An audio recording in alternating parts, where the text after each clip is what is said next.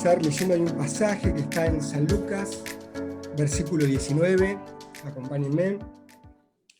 San Lucas, versículo 19, capítulo 19, versículo 10, disculpen. Se titula Jesús y Zaqueo.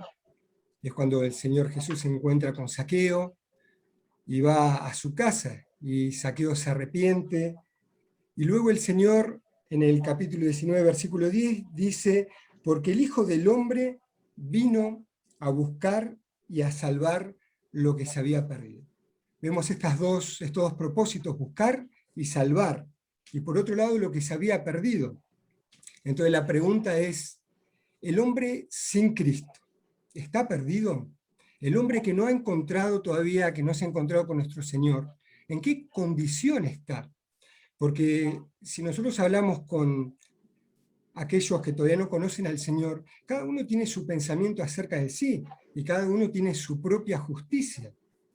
Es más, la palabra dice, voy a leerles un proverbio, que es el proverbio 16:2, dice: todos los caminos del hombre son limpios en su propia opinión. En la propia opinión de cada hombre, todos sus caminos son limpios, todos sus caminos son correctos, pero Dios desde los cielos sabe que el fin de esos caminos son fin de muerte, porque Él ha dispuesto un solo camino, y ese camino es nuestro Señor Jesucristo, es el camino que nos lleva a la vida. Y todo camino, por más que el hombre lo busque y diga que le trae paz, que le trae reposo, descanso, que lo hace feliz, es un camino justificado en su propia opinión. Entonces vemos aún cómo esto nos puede pasar a nosotros. El profeta Isaías, él cuando comienza a escribir, él dice, muchos hay, él dice, hay de aquellos, hay de estos otros, hay de los que a los malos los llaman bueno y a los buenos malo, hay de ellos, pero él cuando se encuentra con el Señor, él dice, hay de mí. El encontrarnos con Dios nos hace ver a nosotros mismos. Y este encontrarnos con Dios es muy parecido a lo que le pasó a Pedro cuando estuvo en la pesca milagrosa y Pedro cayó rendido a los pies del Señor y le dijo: apártate de mí que soy hombre pecador, porque nos hace vernos a nosotros mismos al ver su santidad. Y también así, cuando nosotros empezamos a conocer en mayor profundidad cuál es la condición del hombre sin Cristo, y cuál es, aquellos que hemos recibido al Señor, la condición que nosotros estábamos antes de recibir al Señor Jesucristo, la salvación del Señor va tomando cada vez más profundidad, va siendo más grande, una grande salvación, dice la palabra que el Señor nos ha dado. Entonces acompáñenme ahora sí a Romanos, vamos a ver Romanos capítulo 1, que Romanos es un libro que tiene muchos contrastes. Comienza hablándonos, bueno, del poder del Evangelio, ahora de la culpabilidad del hombre, que es lo que vamos a estar atentos, y luego nos va haciendo un juego de lo que es la vida en Adán y la vida en Cristo, ¿sí? La vida en la carne y la vida en el Espíritu. Entonces va contrastando servir en la injusticia y servir en la justicia, esclavos del pecado pero libertados al Señor. Son todas cosas que el apóstol Pablo redacta cuando escribe la carta a los romanos. Y en esta carta a los romanos, en el capítulo por lo menos 1 y 3, que son los que vamos a estar haciendo referencia ahora, vamos a ver en qué condición está el hombre sin Cristo. Entonces Romanos 1, versículo 18, dice así: porque la ira de Dios se revela desde el cielo contra toda impiedad e injusticia de los hombres que detienen con injusticia la verdad. Porque lo que de Dios se conoce les es manifiesto, pues Dios lo manifestó. Porque las cosas invisibles de Él, su eterno poder y deidad, se hacen claramente visibles desde la creación del mundo, siendo entendidas por medio de las cosas hechas, de modo que no tienen excusa. Dios lo manifestó, su eterno poder, su deidad, aún mismo en la creación misma habla de las obras de Dios. Entonces lo que primero vemos que dice el apóstol, dicen, no tienen excusa. El hombre que está sin Cristo y que no recibe al Señor en su corazón, no tiene excusa de sus pecados delante del Señor. También en el capítulo 2, versículo 1, dice, por lo cual eres inexcusable, oh hombre, quien quieras que sea tú. Entonces el hombre está en una situación de una inexcusabilidad, no se puede excusar delante de Dios. Entonces, seguimos leyendo el 1:21, pues habiendo conocido a Dios, no le glorificaron como a Dios ni le dieron gracias, sino que se envanecieron en sus razonamientos. El hombre que está sin Cristo está con sus razonamientos envanecidos. Y dice, y su necio corazón fue entenebrecido. Vemos también que hay un necio corazón, y aparte de ser necio, está entenebrecido. Profesando ser sabios, se hicieron necios. Acá de vuelta la palabra necios. Y cambiaron la gloria del Dios incorruptible en semejanza de imagen de hombre corruptible, de aves, de cuadrúpedos y de reptiles. Por lo cual también Dios los entregó. Fíjense esta expresión, Dios los entregó. Vamos a seguir leyendo porque después más abajo explica qué es esto de que Dios los ha entregado y a qué los ha entregado también. Entonces dice, por lo cual también Dios los entregó a la inmundicia, en las concupiscencias de sus corazones, de modo que deshonraron entre sí sus propios cuerpos, ya que cambiaron la verdad de Dios por la mentira, honrando y dando culto a las criaturas antes que al Creador, el cual es bendito por los siglos. Amén. Acá se repite, por esto Dios los entregó a pasiones vergonzosas, pues aún sus mujeres cambiaron el uso natural por el que es contra naturaleza, y de igual modo también los hombres, dejando el uso natural de la mujer, se encendieron en sus lascivias unos con otros, cometiendo hechos vergonzosos, hombres con hombres, y recibiendo en sí mismo la retribución debida a su extravío. Acá vemos otra condición, el hombre está extraviado, ¿sí? El hombre está apartado de Dios, está lejos de Dios. Y como ellos, dice el 28, no aprobaron tener en cuenta a Dios, Dios los entregó nuevamente por tercera vez. Dios les entregó una mente reprobada para hacer cosas que no convienen. Entonces vemos que explica que como ellos no aprobaron, el hombre no aprobar es, no quiso identificarse con las cosas de Dios, no les prestó la atención, menospreció a Dios, el hombre no lo aprobó, lo desaprobó a Dios. Y fíjense el juego de palabras que hizo el apóstol, como el hombre no lo aprobó, Dios lo entregó a una mente reprobada, o sea, una mente no aprobada. El hombre no aprueba a Dios y Dios los entrega a una mente no aprobada. ¿Y qué es esto de que Dios los entregó? Hay una versión que creo que es la Nueva Traducción Viviente que dice Dios los abandonó. Y ese es el sentido de esta palabra. Porque cuando Dios entrega al hombre a sí mismo, dice la Biblia que de Dios es encaminar los pasos del hombre. Ahora, cuando Dios deja de encaminar los pasos del hombre, el hombre se desvía, porque está eso en su naturaleza, se rebela contra Dios, se va en pos de sus propios pensamientos. Hay un salmo, acompáñenme conmigo a buscarlo si quieren, pero dejemos acá marcado Romanos, es el Salmo 28:1, 28:1, que dice así: a ti clamaré, oh Jehová, roca mía, no te desentiendas de mí, para que no sea yo, dejándome tú, semejante a los que descienden al sepulcro. Si Dios se desentiende de nosotros, si Dios nos abandona, si Dios nos deja, si Dios deja de encaminar nuestros pasos, nosotros realmente seríamos semejantes a los que descienden al sepulcro. Realmente nosotros andaríamos en pos de nuestros propios caminos, en pos de nuestras propias opiniones. Pero sin embargo, cuando Dios se ocupa de nosotros, Dios vuelve a traernos a su camino, a Jesucristo, y en Él encontramos la vida. Entonces el versículo ya 19 de Romanos dice, bueno, voy a leer el último del 28, para hacer cosas que no convienen, estando atestados. La palabra atestados tiene que ver con llenos de, pero llenos de cosas malas. Todas estas cosas, que se refiere que son 23 cosas, después si quieren con tiempo léanla, yo no quiero extender. La primera que dice es de toda injusticia. ¿Qué es esto? Cuando el hombre cae allá en el huerto del Edén y es seducido por la serpiente, dice que el hombre comienza a saber lo que es el bien y el mal. Esto quiere decir que el hombre comienza a tener un juicio propio. El hombre, el tener juicio, cuando una persona dice, por ejemplo, fulano de tal no tiene juicio, está fuera de juicio, ¿no? ¿Qué estamos diciendo? Que no entiende el bien y el mal, no puede discernir entre lo correcto y lo incorrecto. Entonces, cuando el hombre cae, comienza a discernir, a tener conocimiento del bien y del mal.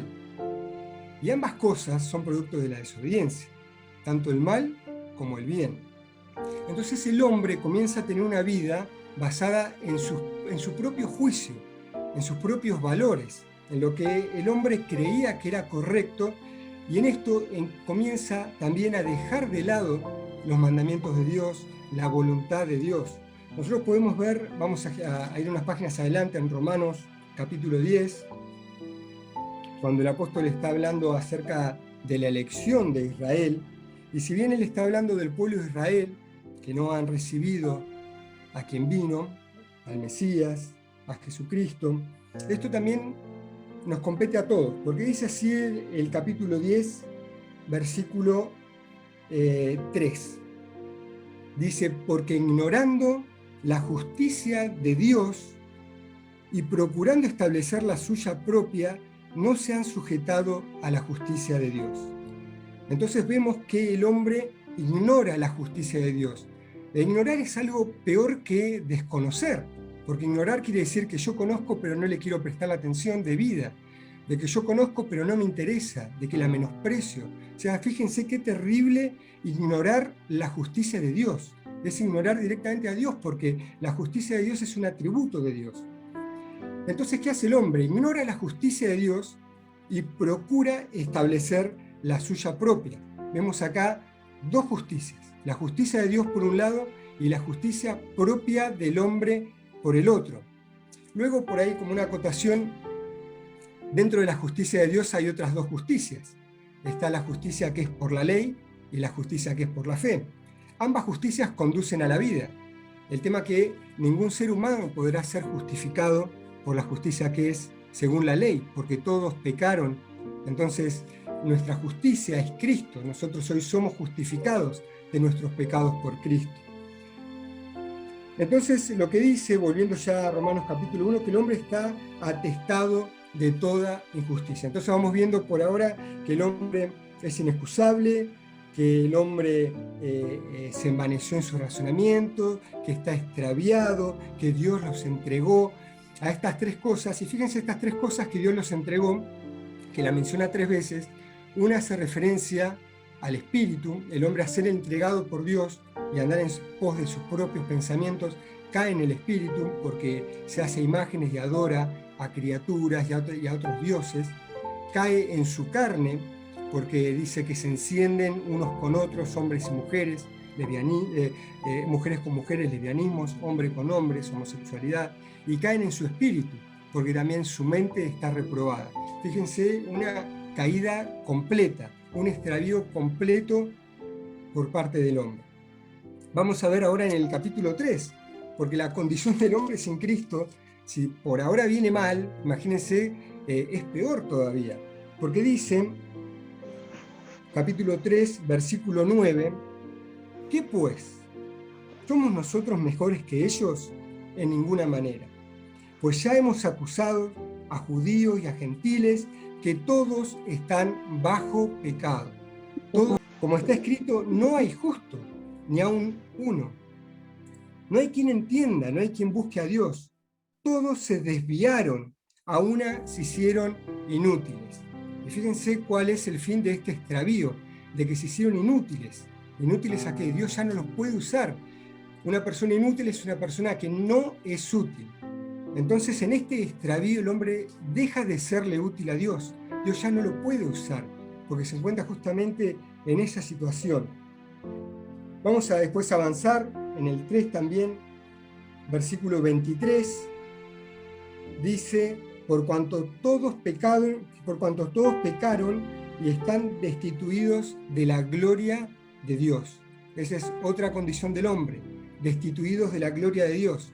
Ahora, la palabra destituir, nosotros la podemos entender muy bien con todo lo que tiene que ver, por ejemplo, con funcionarios públicos. Nosotros vemos que los funcionarios públicos toman un cargo y aquel que hace mal las cosas es destituido, o por lo menos debería ser destituido de su cargo. Se le deberían sacar todos esos privilegios que tuvo para ese cargo. El hombre, el Señor le dio su gloria. El hombre tenía una comunión con Dios allá en el huerto. Cuando el hombre cae, esa gloria le es quitada y el hombre hoy está destituido de esa gloria. Luego, si seguimos avanzando en el capítulo 5, ya para avanzar un poquito más y mencionar algunas cosas, hay más todavía, pero bueno, no me quiero extender mucho. Dice en el capítulo 5, versículo 10, porque si siendo enemigos fuimos reconciliados con Dios por la muerte de su Hijo, mucho más estando reconciliados seremos salvos por su vida. Entonces lo que dice es que éramos enemigos.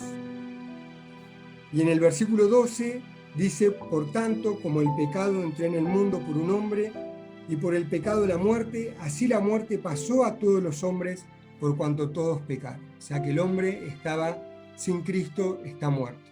Dice Pablo, en Efesios, que el hombre está muerto en sus delitos y pecados. Entonces, esta es la condición del hombre a los cuales el Señor dice que ha venido a buscar y a salvar. Y la palabra salvación es una palabra que le llaman la gran palabra inclusiva del Nuevo Testamento, porque la palabra salvación involucra muchos aspectos. Por un lado, la palabra salvación involucra la regeneración, de que en Cristo somos nacidos de nuevo. Por otro lado, involucra la palabra redención, de que Dios nos compró, nosotros estábamos esclavizados al pecado y Dios nos compró a precio de sangre de Jesucristo. Involucra también la palabra libertad, de liberación, dice que somos libertados del pecado. También involucra la palabra propiciación, la muerte la sangre de Jesucristo fue propicia para nosotros, para lavar nuestros pecados. Justificación, nosotros hemos sido justificados en Cristo. Santificación, hemos sido santificados, purificados y hemos sido apartados por Dios y estamos caminando en un camino también de santificación. Y también involucra la palabra glorificación.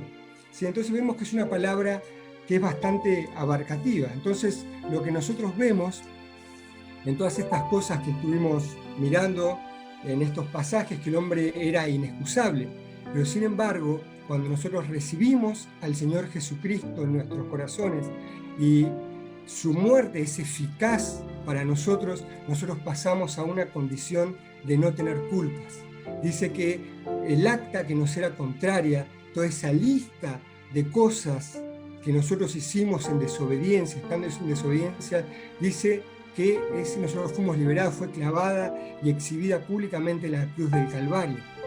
Nosotros estábamos abandonados, Dios nos había entregado, pero ahora Dios nos reúne en Jesucristo y dice que el misterio de su voluntad, este misterio que había estado oculto desde los tiempos, pero que ahora se ha dado a conocer, es reunir todas las cosas en Cristo. Entonces todos aquellos que recibimos al Señor en nuestros corazones, somos reunidos en Cristo. También veíamos que el hombre estaba atestados de injusticia, pero ahora somos hechos justicia de Dios en Cristo Jesús. Veíamos que el hombre estaba en una condición de inutilidad, pero ahora somos útiles, ahora el Señor nos llama aún también a poder servirle. El Señor nos puede usar, el Señor nos ha hecho parte de su cuerpo, donde Él es cabeza, y a cada miembro le ha dado también una función para que con esa función ministre y edifique a las demás partes del cuerpo. Dice que estábamos destituidos de su gloria, pero ¿qué dijo Jesús en aquella oración cuando Él les dice, Padre, la gloria que tú me diste, yo les he dado?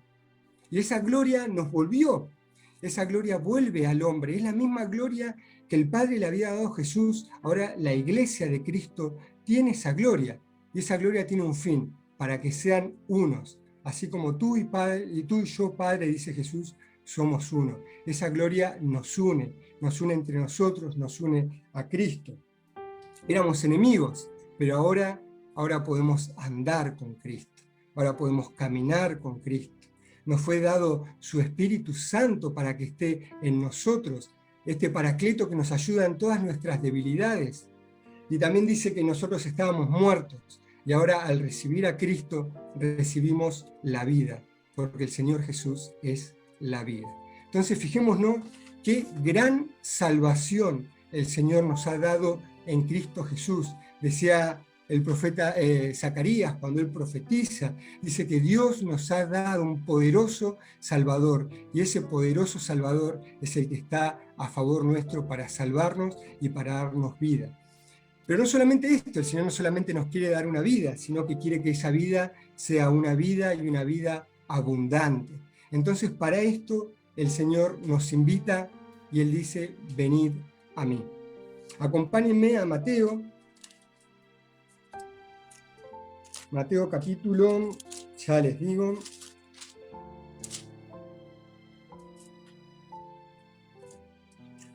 uy, se me perdió. Mateo 11, disculpe. Mateo capítulo 11. Dice así el Señor en el versículo 27. Todas las cosas me fueron entregadas por mi Padre. Gloria a Dios por eso. Y nadie conoce al Hijo, sino el Padre. Ni nadie conoce, ni al Padre conoce a alguno, sino el Hijo, y aquel a quien el Hijo le quiera revelar.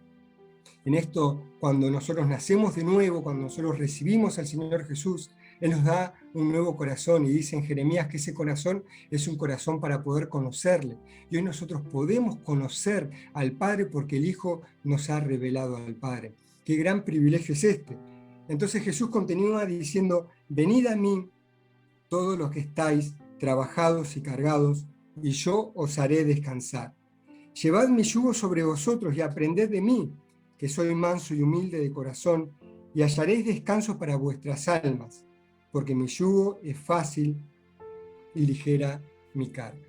Entonces vemos que ahora el Señor no nos deja, sino que el Señor dice, vengan a mí.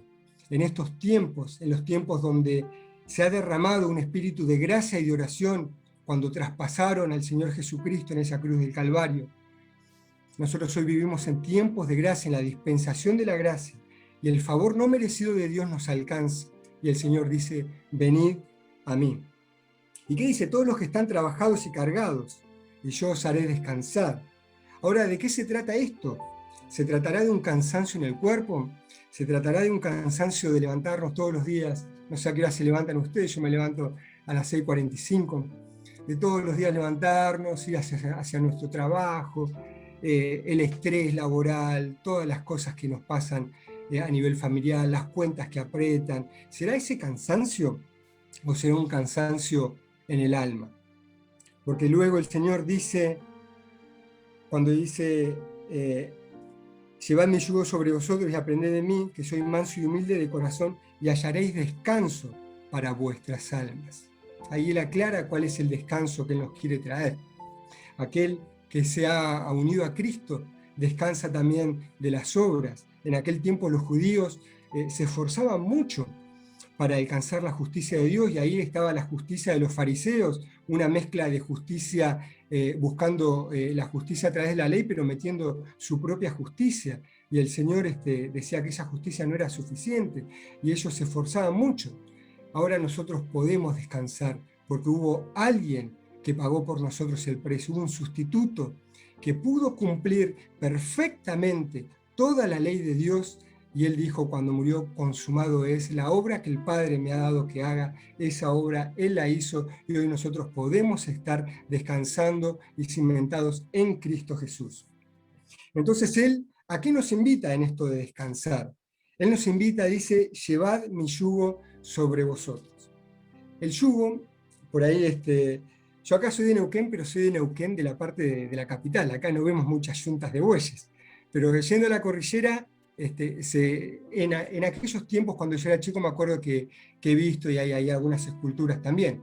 Una yunta es algo que se usaba, y que bueno, en algunos lugares se sigue usando, para unir dos bueyes, ¿sí? Entonces se le ponía ese aparato, ese artefacto de madera, en el cuello un buey, y quedaba unido al otro buey. Entonces se le ponía una carga y se los hacía trabajar. Ahora veamos que el Señor dice, llevad mi yugo. Al Señor Jesús se lo identifica como el Cordero de Dios. ¿Sí? Después en el Apocalipsis lo vemos que en pie estaba el Cordero como inmolado. También se lo identifica como el León de Judá, pero él acá es como que se autorreferencia a sí mismo como un buey, como un animal de servicio, un animal de carga.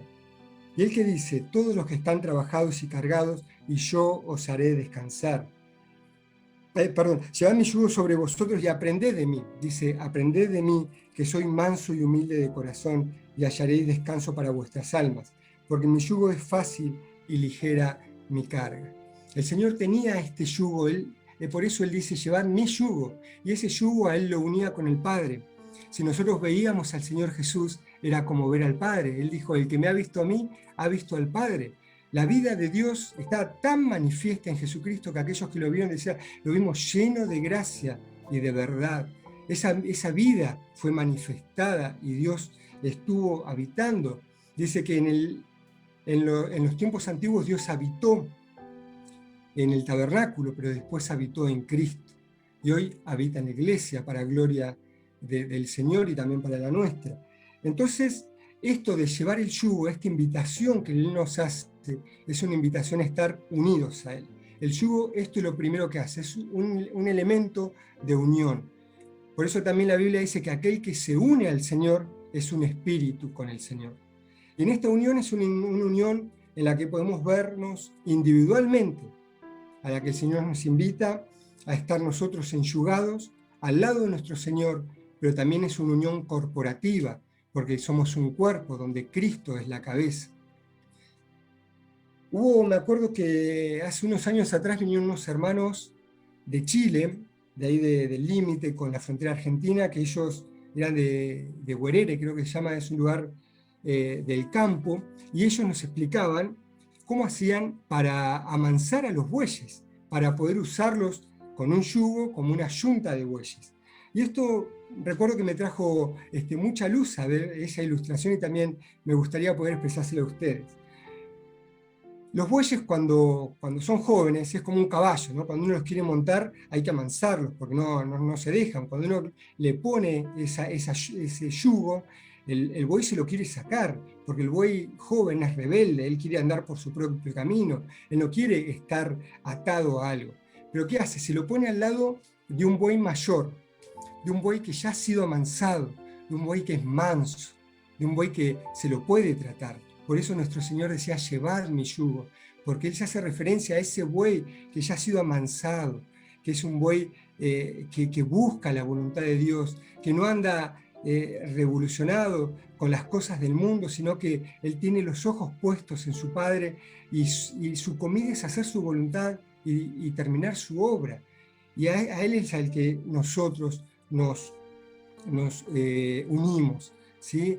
Ese buey, el buey como es el buey viejo, el buey mayor, es el que lleva la mayor carga, ¿no? Porque el buey jovencito, cuando lo están amansando, más que nada lo único que hace es patalear, es como que no, vamos a decirlo, no le gusta caminar a la par del otro buey, se quiere ir para un costado, se quiere ir para el otro, cuando le tienen que dar la vuelta para retomar el sentido, también es todo un tema. Pero al estar enyugado no le queda otra que caminar bajo los pasos del buey mayor, porque el buey mayor es fuerte y el buey menor no puede con esto, no puede desviarse. Y a esto es lo que nos llama el Padre, nos llama a estar enyugados con su Hijo, a que el Señor Jesús pueda guiar nuestros caminos, guiar nuestros pasos. Muchas veces somos rebeldes nosotros, muchas veces el mundo nos atrapa, la vanagloria de este mundo nos atrapa, es una gloria vana, pero el Señor quiere que nosotros tengamos una gloria verdadera y que la podamos disfrutar también. Entonces ese yugo hace que sigamos caminando en el camino del Señor. Muchas veces el pecado seduce personas que caen y quieren salir de ese lugar. Tomar el yugo del Señor, esa es la solución, porque los hace andar, al estar unidos al Señor, también los hace temer y los hacen andar en santidad.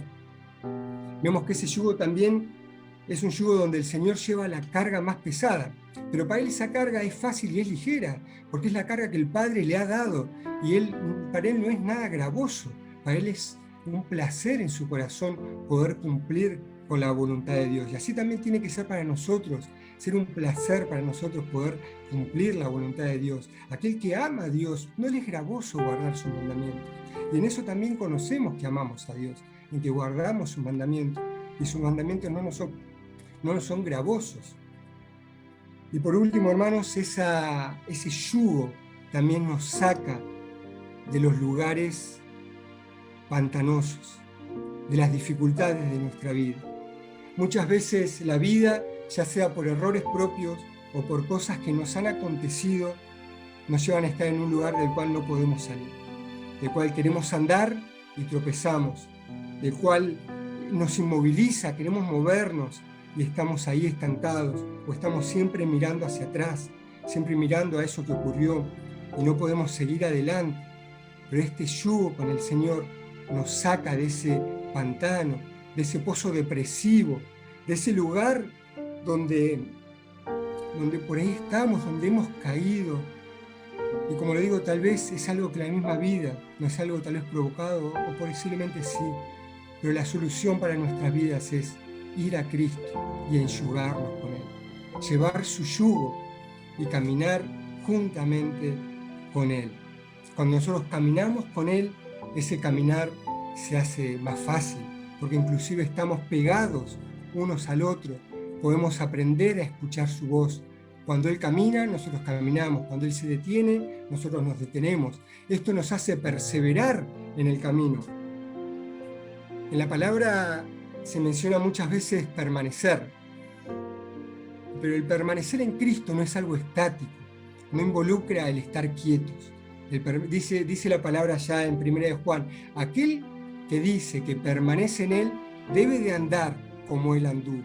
Ese es el andar, ese es el permanecer, es el permanecer andando. Y para eso hay una palabra muy preciosa en la palabra que dice perseverar. La palabra perseverar es permanecer en crecimiento. Y a eso hemos sido llamados nosotros. Ahora tenemos muchas distracciones en este mundo. El pecado nos asedia, el mundo nos quiere cautivar. Entonces, ¿cuál es la forma que el Señor nos pone para andar y seguir caminando este camino que tiene el destino correcto, que nos conduce a la vida? Y ese camino es enjugarnos al Señor. Es cargar también ese yugo y caminar día a día de nuestras vidas junto con Él. Por eso también es la exhortación del Señor a aquel que quiera seguirme, día a día, tome su cruz, niéguese a sí mismo y sígame. Ese yugo nos hace negarnos a nosotros, porque no podemos ir para donde nosotros querramos. Ese yugo nos obliga a ir en la misma dirección del Señor. Así que, hermanos, este es el sentir que yo tenía en mi corazón para compartirles. El Señor nos quiere invitar a cargar con Él ese yugo, un yugo que no es gravoso, porque es un yugo que lo hacemos en amor. Nosotros podemos ser esclavos del pecado o esclavos del Señor, pero ningún hombre está fuera de esa condición. Y nosotros en esto, al enjugarnos con Cristo, nos estamos uniendo a Él, estamos siendo esclavos de Él. Un esclavo obedece, nosotros estamos obedeciéndoles a Él, pero es algo voluntario, algo que lo hacemos en amor, porque nuestro Señor nos ha seducido con un amor que nos ha cautivado, realmente ha cautivado nuestro corazón, toda su obra, el amor con el cual Él nos rescató, nos amó, entregó su vida por nosotros. Y el Señor, esto es lo que Él desea para nuestras vidas en lo que resta en este mundo, es poder andar como Él anduvo, es poder andar enjugados a Él, sobrellevando cada dificultad que pasemos en la vida, sobrellevando cada prueba.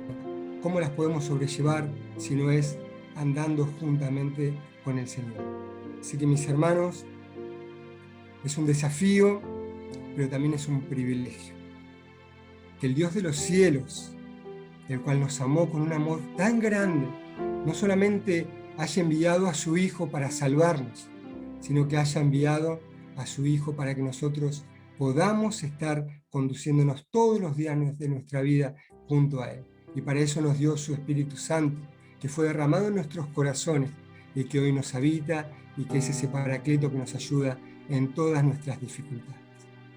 Me gustaría orar, hermanos, para que el Señor también pueda traerle su vida a esta palabra. Señor, te damos muchas gracias primeramente por Jesucristo, porque tú nos has dado un poderoso Salvador que nos ha salvado de una condición tan baja, Señor, en la cual estábamos. Cuando leemos tu palabra, Señor, y vemos dónde estábamos nosotros, que éramos inexcusables, estábamos atestados de tantas cosas injustas, de tantos pecados, extraviados. Tú, Señor, nos miraste con amor y enviaste a tu Hijo a buscarnos y a salvarnos. Damos muchas gracias porque has revelado a tu Hijo en nuestros corazones y hoy podemos estar delante de ti. Señor, este camino muchas veces se nos es difícil a causa de todas las cosas que tenemos que ir atravesando, pero tú nos invitas a llevar tu yugo. Tú nos invitas a ser uno contigo, Señor, a andar como tú anduviste. Tú nos invitas, Señor, a una comunión íntima, que es la que trae este yugo, Señor, y a poder poner nuestros ojos, así como tú los tuviste, también así nosotros, nuestros ojos enfocados en las cosas de arriba. Señor, yo oro por mis hermanos, para que cada uno de ellos, aquellos que está pasando por cada situación particular, al unirse a ti, Señor, tú puedas sacarlos. Si hay hermanos que están, Señor, en algunos pozos de los cuales no pueden salir por sí mismos, que tú, Señor, en tu poder puedas sacarle y puedas poner sus pies sobre el lugar seguro y puedan caminar contigo. Si hay hermanos que están siendo seducidos por el mundo, que tú puedas, Señor, también llevarlos hacia adelante, enfocados en las cosas celestiales. Y si hay hermanos que ya están enjugados contigo, que tú sigas hablando a sus corazones en una íntima comunión, Señor. En el nombre de Jesús te damos muchas gracias por tu palabra y muchas gracias por todo lo que tú has hecho para con nosotros en Cristo Jesús. En el nombre de Jesús, amén.